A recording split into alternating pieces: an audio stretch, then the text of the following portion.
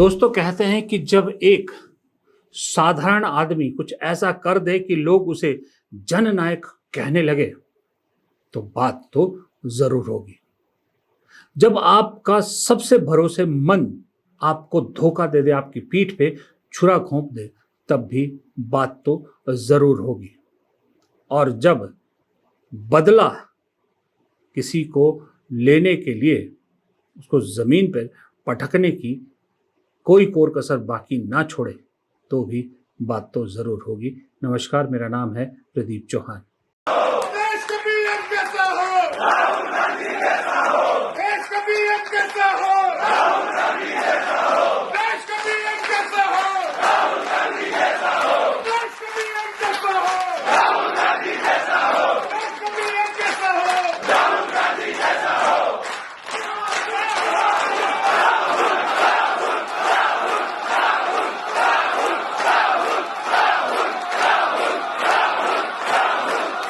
दरअसल राहुल गांधी को लेकर ये जो जज्बात आप कांग्रेस कार्यकर्ताओं को में देख रहे हैं, ये जज्बात पूरे देश में धीरे धीरे जगह बना रहे हैं। राहुल गांधी अगले प्रधानमंत्री के तौर पर लगातार पहली पसंद बनते जा रहे हैं। प्रधानमंत्री इन द सेंस 2029 में होने वाले लोकसभा चुनाव की बात कर रहा हूं मैं, क्योंकि राहुल गांधी जिस तरह से अकेले पूरे सिस्टम से लड़ते नजर आ रहे हैं और हर मुद्दे पर लोगों की आवाज बनते नजर आ रहे हैं, तो ये जज्बात उनके लिए पूरे देश में फैलते जा रहे हैं। आज के मुद्दे पर आने से पहले ये बात करना जरूरी है कि राहुल गांधी दरअसल है क्या। आज राहुल गांधी का जन्मदिन है। आज राहुल गांधी 56 साल के हो गए। तो पहले जरा राहुल गांधी के बारे में थोड़ी सी बात कर ली जाए। 19 जून 1970 को राहुल गांधी का जन्म ऐसे घर में हुआ जिस घर में पूरे देश की राजनीति का केंद्र था, जिस देश में प्रधानमंत्री जिस घर ने 2 प्रधानमंत्री पहले देख लिए थे और तीसरा प्रधानमंत्री इन वेटिंग था। उस घर में राहुल गांधी का जन्म हुआ। लेकिन जब राहुल गांधी का जन्म हुआ तो किसी ने नहीं सोचा था कि पूरे परिवार में सबसे मुश्किल सफर राहुल गांधी का होगा। सालों से मैंने लोगों को ये कहते सुना है कि राजनीति राहुल गांधी के लिए आसान थी, क्योंकि राहुल को सब कुछ आसानी से मिल गया, क्योंकि उनका सफर आरामदायक था। लेकिन जब मैं राहुल को देखता हूं तो सोचता हूं, कितने लोग सच में समझते हैं कि तब आगे बढ़ते रहना कितना मुश्किल होता है जब पूरी दुनिया चाहती हो कि आप रुक जाएं। ज्यादातर लोग सिर्फ सफलता और असफलता को देखते हैं, वो बीच की बातें नहीं देखते, वो अकेलापन नहीं देखते, वो धोखे और विश्वासघात को नहीं देखते, वो वे रातें नहीं देखते जब दोबारा उठने की बजाय हार मान लेना ज्यादा आसान होता था। वो उस बोझ को नहीं देखते जो एक इंसान तब उठाता है जब हर गलती हेडलाइन बन जाती है, हर बात मजाक बन जाती है और हर कदम उठाने से पहले ही उसे परखा और जज किया जाता है।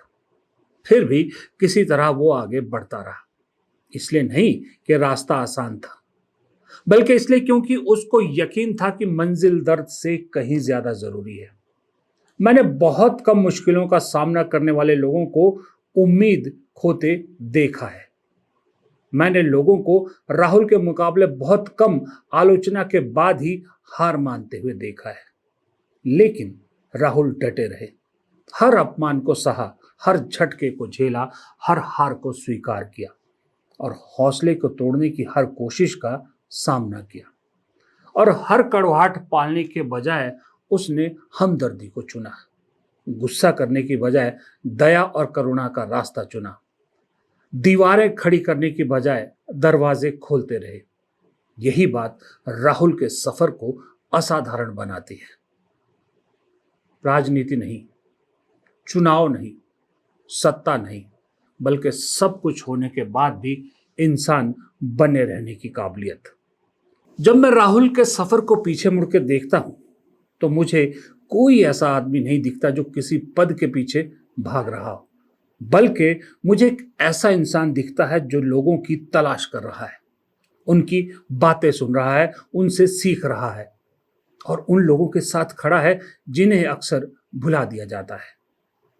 मुझे कोई ऐसा दिखता है जिसने तब भी भरोसा बनाए रखा जब उसके आसपास के बहुत से लोगों ने भरोसा खो दिया था और बहुत से लोगों ने साथ छोड़ दिया था। और शायद इसीलिए आज सारे लोग उनसे जुड़े हैं, क्योंकि वो परफेक्शन नहीं देखते, वो हिम्मत देखते हैं। वो किसी ऐसे व्यक्ति को देखते हैं जो गिरा, उठा और आगे बढ़ता रहा, फिर से और फिर से और फिर से। राजनीति केवल सत्ता तक पहुंचने की कला नहीं होती, वो अपने समय के प्रश्नों के साथ खड़े होने का साहस भी होती है। ऐसे समय में जब शोर अक्सर संवाद पर भारी पड़ जाता है, राहुल गांधी ने भारत को सुनने, समझने और जोड़ने की राजनीति को अपना रास्ता बनाया।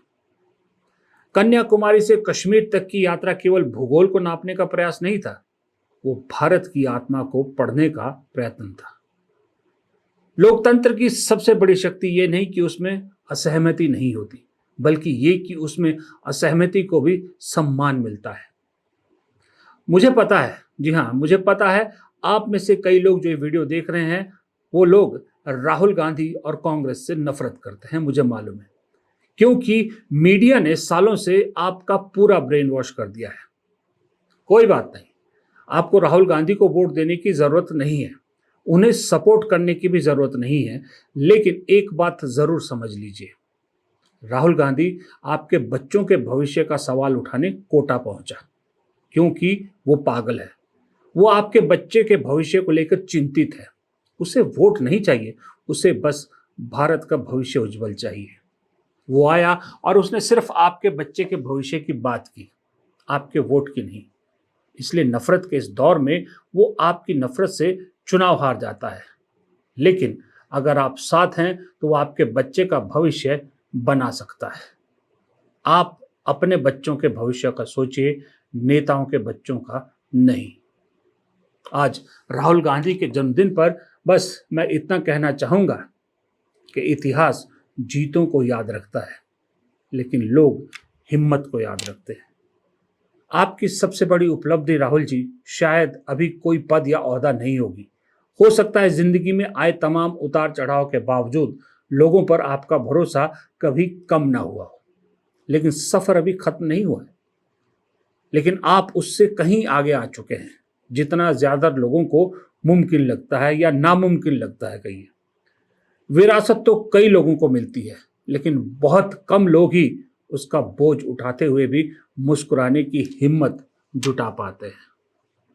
और इतना याद रखिएगा, कुछ लोग इतिहास पढ़ते हैं और कुछ लोग इतिहास लिखते हैं, और कुछ लोग अपने समय के कठिन प्रश्नों का सामना करके इतिहास की दिशा बदलने का प्रयास करते हैं। जन्मदिन की एक बार फिर से राहुल गांधी जी, आपको बहुत बहुत शुभकामनाएं।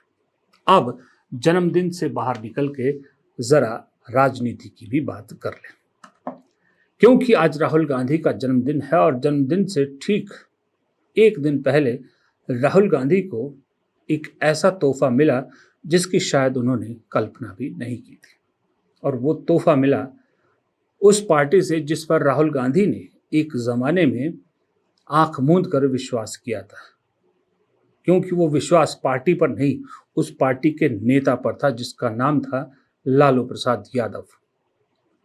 राहुल गांधी लालू प्रसाद यादव के साथ हमेशा खड़े रहे, क्योंकि लालू भी उनकी मां सोनिया गांधी के साथ हमेशा खड़े रहे। इसलिए राहुल गांधी ने आरजेडी पर हमेशा आंख बंद करके विश्वास किया। लेकिन ज्यों ही वहां पर भी अगली पीढ़ी के पास पार्टी की कमान गई, उस पीढ़ी ने अपना रंग दिखा दिया। बिहार में कांग्रेस को हमेशा अपने दरवाजे के दरबान समझने वाली आरजेडी ने जब कांग्रेस का उग्र या यूं कहें कि आंदोलित या यूं कहें कि रेबल रूप देखा बिहार विधानसभा चुनाव के दौरान या उससे पहले, तो समझ में आ गया कि अब ये कांग्रेस वो कांग्रेस नहीं है। कृष्णा अल्लावरू, जिन्हें राहुल गांधी ने अपनी टीम से चुनकर बिहार भेजा था, उन्होंने जब लालू दरबार में हाजिरी भरने के बजाय कांग्रेस के संगठन को मजबूत करने पर जोर दिया तो कहीं ना कहीं राहुल गांधी की हामी उसमें थी। फिर राहुल गांधी ने अपने एक और सिपह सालार कन्हैया कुमार को बिहार में उतारा, उनसे यात्रा करवाई, युवाओं के बीच एक जगह बनाने की कोशिश की। लेकिन जब आरजेडी को ये सारी चीजें समझ में आई तो आरजेडी को समझ में आ गया कि झटका जोर से लगने वाला है। फिर पुराने संबंधों का वास्ता देकर नरम दिल वाले राहुल गांधी के दिल में एक जो कहना है कि एक आरजेडी की तरफ एक आस जगाई, आरजेडी की तरफ एक सांत्वना जगाते हुए राहुल गांधी को मजबूर किया कि आरजेडी कांग्रेस के पुराने गठबंधन की नीति पर ही चला जाए। इसलिए कांग्रेस से वो सारी सीटें कांग्रेस से वो बहुत सारी सीटें भी उस चुनाव के दौरान छीनी गई जो कांग्रेस जीत सकती थी, जहां कांग्रेस ट्रेडिशनली लड़ती रही है। उन सब सीटों को फ्रेंडली फाइट के तौर पर खोल दिया गया कि यहां दोनों ही, आप भी लड़ लीजिए, हम भी लड़ेंगे, दोनों मिलकर लड़ेंगे। लेकिन उसका नतीजा क्या हुआ कि बीजेपी आरजेडी ने एक तरफा जीत हासिल की। जो सुनहरा मौका तेजस्वी यादव के पास मुख्यमंत्री की कुर्सी तक पहुंचने का था, वो बुरी तरह से गंवा दिया। तब राहुल गांधी का माथा ठनक चुका था, क्योंकि उससे पहले लोकसभा चुनाव के दौरान भी तेजस्वी की महफिल में या तेजस्वी की रैलियों में भीड़ तो बेतहाशा जुट रही थी, बेतहाशा लोग उसमें आ रहे थे। राहुल गांधी के साथ भी जो उन्होंने रैली की उसमें बेतहाशा भीड़ थी। लेकिन जब नतीजे आए तो कांग्रेस को तो फिर भी सीटें मिल गई, लेकिन आरजेडी के नतीजे बिल्कुल उम्मीद के उलट आए। तब राहुल गांधी का पहला माथा ठनका था कि ये हाथी के दांत खाने के और दिखाने के और कहानी तो नहीं है। इसलिए उन्होंने कृष्णा अल्लारू को भेजा था। खैर, वो बिहार के चुनाव निपट गए, सब कुछ हो गया, नतीजे सामने आ गए, गठबंधन बना था और आरजेडी आज भी इंडिया गठबंधन का हिस्सा है। कृष्णा अल्लावरू को उसके बाद राहुल गांधी ने छेड़ा नहीं और ना ही कृष्णा अल्लावरू को लेकर कोई खबरें मार्केट में फैली। कृष्णा अल्लावरू आज भी कहा जा रहा है बिहार में संगठन में को लेकर काम कर रहे हैं। लेकिन अब दूसरी बार रंग दिखाया आरजेडी ने झारखंड में कल राज्यसभा के चुनाव हुए, जहां पर कांग्रेस ने अपना उम्मीदवार उतारा था, एक जेएमएम ने उतारा था और दोनों का जीतना तय था। उसी बीच रिलायंस इंडस्ट्रीज के एक कर्मचारी, वरिष्ठ कर्मचारी नथानी चुनाव मैदान में उतरते हैं इंडिपेंडेंट उम्मीदवार के तौर पर, और जिसे एनडीए सपोर्ट करता है। नंबर फेवर में नहीं थे, उसके बावजूद नथवानी चुनाव जीत जाते हैं और कांग्रेस के प्रणब झा हार जाते हैं, क्योंकि जरूरी 28 वोट प्रणब झा को नहीं मिले। प्रणब झा को सिर्फ 20 वोट मिले। 20 वोट कौन से? 16 कांग्रेस के सारे और 4 जेएमएम के, जो जेएमएम का नंबर था 34 का, 30 अपने उम्मीदवार को मिले, 4 कांग्रेस को मिले। 20 वोट इंपैक्ट मिले, लेकिन आरजेडी के 4 और लेफ्ट के 2 वोट, 26 वोट होने चाहिए थे उनके, वो वोट प्रणब झा को नहीं मिले। क्रॉस वोट करके, धोखा देकर उन्होंने नथवानी को जितवा दिया, सिर्फ इसलिए क्योंकि कहा यह जा रहा है कि प्रदेश के जो अध्यक्ष हैं वहाँ आरजेडी के, जेएमएम के, आरजेडी के माफ कीजिएगा, बिहार में उनके बेटे ने एक सीट से चुनाव लड़ा था, जो सीट ट्रेडिशनली कांग्रेस की थी। तो वहाँ फ्रेंडली फाइट के दौरान कांग्रेस ने भी अपना उम्मीदवार खड़ा किया था और वो हार गए थे। उसका बदला कुछ इस तरह से लिया गया। सुनिए, हार के पहले जीत के बारे में बात करिए। हमारा जेएमएम कैंडिडेट का 30 वोट मिला, ओके, 4 वोट एमएलए का जेएमएम वोट हमको मिला, कांग्रेस को 20 वोट आया। सो मैं पार्टी का जीत मानता है। पार्टी का जीत क्यों मानता है? दूसरा स्टेट्स में जो राज्यसभा इलेक्शंस में कांग्रेस एमएलएस कुछ क्रॉस वोटिंग किया, इधर ऐसा नहीं हुआ। मैं पार्टी का जीत मानता है, भले कैंडिडेट का जीत नहीं हुआ, मगर पार्टी का जीत है। हमारा 16 एमएलएस इंटैक्ट है। ये के राजू हैं, प्रभारी कांग्रेस के झारखंड के और इस चुनाव के। अब आरजेडी उल्टा कांग्रेस को दोषी ठहरा रही, उल्टा के राजू पर इल्ज़ाम लगा रही है कि वो बिके हुए हैं, उन्होंने क्रॉस वोटिंग कराई है, जबकि कल ही जेएमएम ने भी कह दिया था कि ये शक सारा आरजेडी और लेफ्ट सीपीआई-एमएल के विधायकों पर है। खैर, उन्होंने जो काम करना था कर दिया। कांग्रेस को इन राज्यसभा चुनाव में दूसरा झटका लगा। पहला मीनाक्षी नटराजन के तौर पर लगा मध्य प्रदेश में, दूसरा ये। अब जो होना था हो गया, लेकिन मैं ये मुद्दा इसलिए उठा रहा हूं आज राहुल गांधी के जन्मदिन एपिसोड पर कि तेजस्वी यादव बहुत इमेच्योर राजनेता है, ये मुझे समझ में आ गया। इसीलिए वो बार बार मात खा रहे हैं और बहुत डरपोक भी हैं। ये बात उसी दिन राहुल गांधी को समझ में आ गई होगी जिस दिन चाहे अखिलेश हो, चाहे ममता हो, चाहे तेजस्वी हो, जब मुकेश अंबानी के बेटे की शादी में जाकर ये सब नाच रहे थे। तो ये तो मुकेश अंबानी के खास कर्मचारी थे जो चुनाव में खड़े थे। तेजस्वी यादव इतने मैच्योर है कि उन्हें इतनी बात समझ में नहीं आई, मोटी मोटी बात, कि कांग्रेस के साथ गद्दारी या कांग्रेस के साथ धोखा करने का या कांग्रेस को कमतर आंकने का क्या नतीजा होता है, ये केजरीवाल से पूछ लो। केजरीवाल ने हरियाणा में कांग्रेस की हार तय की, कांग्रेस के खिलाफ गद्दारी की, तो कांग्रेस ने दिल्ली में केजरीवाल का सूपड़ा साफ करवा दिया। हालांकि ये ऑपोजिशन के लिए या विपक्ष के लिए अच्छी बात नहीं है, लेकिन जब बात फिर बदले की आती है, जब बात हिसाब किताब बराबर करने की आती है, तो सब जायज होता है, सब जायज होता है। अब केजरीवाल से सबक अभी पूरा नहीं हो, केजरीवाल से बदला पूरा नहीं हुआ। केजरीवाल से बदला कांग्रेस का तब पूरा होगा जिस दिन पंजाब से भी उन्हें खदेड़ दिया जाएगा, क्योंकि ये वही केजरीवाल है जो कांग्रेस के होने पर ही सवाल उठाते थे, कहते थे कांग्रेस की बात ही मत करो। जबकि केजरीवाल जेल में थे तो उनकी पत्नी के साथ अगर कोई खड़ा था तो वो सोनिया गांधी खड़ी थी, वो राहुल गांधी खड़े थे।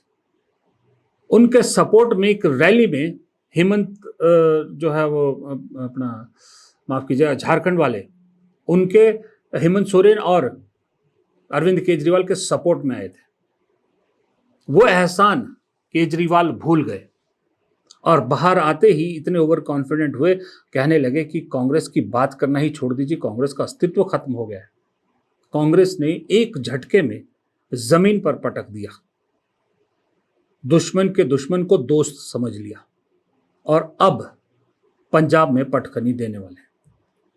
उसके बाद केजरीवाल की खुद की पार्टी का अस्तित्व रहेगा या नहीं रहेगा श्योर नहीं है, क्योंकि उनके पास तो मात्र सांसद भी 3 बचे।